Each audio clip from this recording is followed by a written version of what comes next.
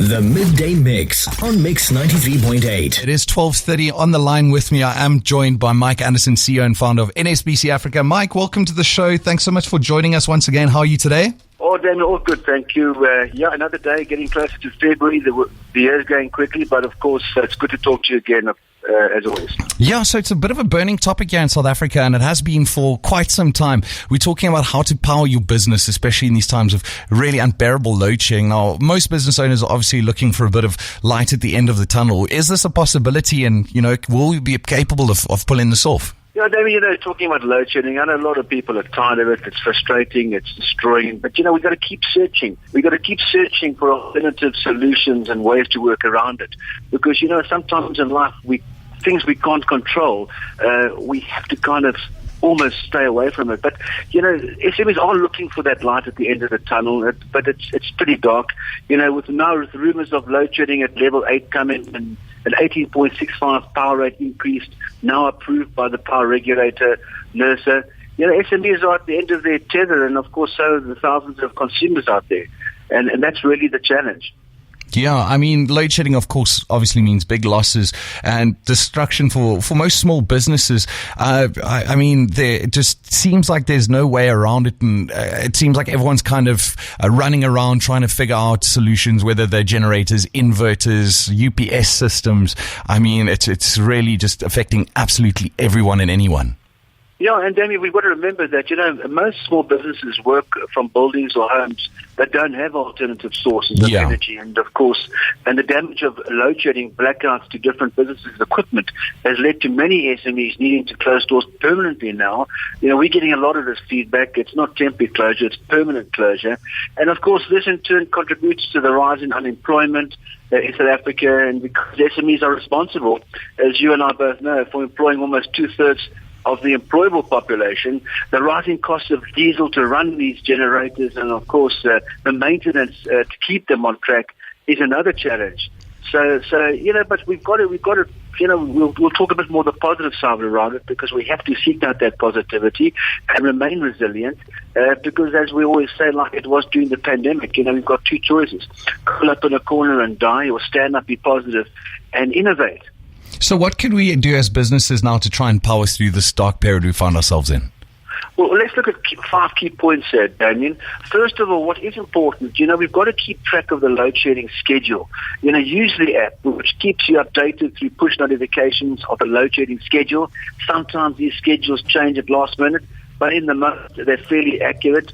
This will help you to plan to some extent how you can run your business with the load shedding blackouts. And make it your duty to stay informed at all times. You should always know what stage of load shedding your area is in and what time you will be affected.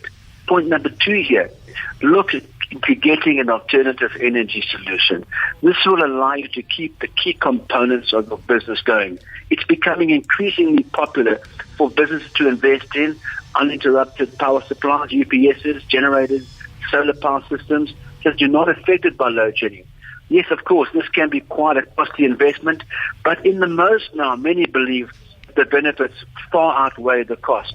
So it's certainly big advice here to do whatever you can to seek in a consultant to assess your own business requirements, and even if one has to take out a small loan or borrow from family, if you're serious about your business and you want to stay in business and you're heavily reliant on energy supply, then it's certainly worthwhile taking that up. Another important point, number 3, Damian, back up your data. When you lose connectivity through load shedding, save yourself the frustration and make it regular practice to back up your data so that load shedding doesn't add to the pain of losing. Point number 4, unplug your electronic equipment. This is a big thing here. Once the dreaded dark hours are over and electricity has returned, the power surge impacts the steady voltage flow in the electrical system, which can and in the most does damage the electronic components of the equipment that's plugged in. And then finally, a little bit of positivity here. Despite the challenges, try your best to plan your day around load shedding. Try to think differently, innovate, be positive, and allocate those hours of load shedding to tasks you can complete without electricity. Fine-tune your short-term, long-term goals. Self-learning is on key issues in getting ahead, personally and in your business. Brainstorming with your team. And the point here is just keep thinking and keep doing. Because right now the time ahead may not look easy, but through grit and determination, we will see the light at the end of the tunnel. Mike, thank you so much for coming on the show and sharing those points with us. We really do appreciate your time. If we want to learn a bit more about what you guys do, what's the best way to do so? Of course, Damian, www.nsbc.africa. We're doing amazing things this year, incredible events and initiatives, all to keep us going and helping us all to build bigger and more successful businesses. And of course, there's no cost to the listeners. Go onto our site, become a free business member. Really, there's great opportunities coming up, and it's really worthwhile taking that opportunity to do that. We appreciate your time. Have a great week, and we'll catch up with you next Tuesday. Fantastic, David. You take care too. Cheers. Mike Anderson, CEO and founder of NSBC Africa. If you want some more information on great work that they do over there, you can visit nsbc.africa. The Midday Mix on Mix 93.8.